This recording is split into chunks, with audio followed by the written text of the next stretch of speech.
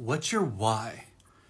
Recently, I was at the gym and there was this older guy there, and I saw him. He was working out with a coach, and this coach was being very intentional with him and talking, asking lots of questions. It was really a cool thing to watch. I was just doing my cool down, doing some stretches, doing some bag work, some of the jujitsu stuff that my sensei has me do. But all the while I was listening into this conversation, and this guy was talking about the fact that he's 77 and that he has a surgery coming up, and he has 2 4-year-old grandchildren, and he's talking about wanting to be there for years to come for his grandchildren, and that's why he's doing this. And so the coach was really good at each step of the way. He was talking with this guy and sharing with them why they were doing each individual thing and what impact it would have.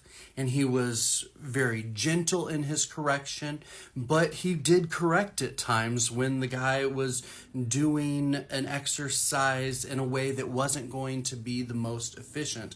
And it got me thinking, what is your why?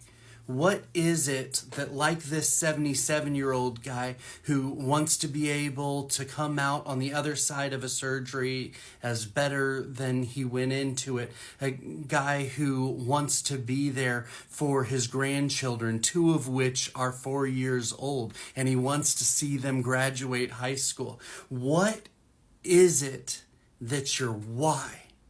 Because so often we get so focused on what I have to do, what exercise I have to do, what potential clients I have to call, what videos I have to make, what emails I have to answer, what forms I have to fill out. And we get so focused on what we have to do that we forget why we're doing it. For me, I love seeing people succeed. And I love seeing people change and transform their lives as they grow their business, as they create opportunities. And yet so often it's easy for me to look at marketing as, man, is this thing I've got to do? But it's a step in helping me to help other people. It's a step in getting me to a place financially where I can continue to grow in my generosity.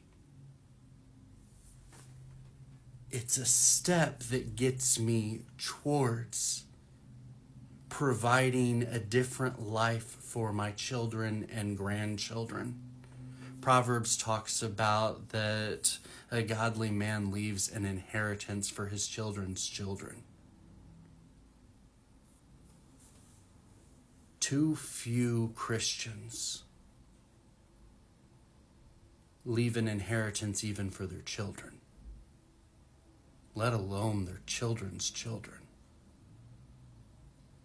If you and I are going to be wise, if we're going to be godly, then one of the things that's going to be on our mind is leaving an inheritance for our grandchildren, leaving a legacy where they can impact the world, leaving a legacy of generosity, teaching our children and our grandchildren that we are blessed to be a blessing. What's your why? My name's Dan Hendon, and I help Christian business owners and entrepreneurs design their business and life God's way.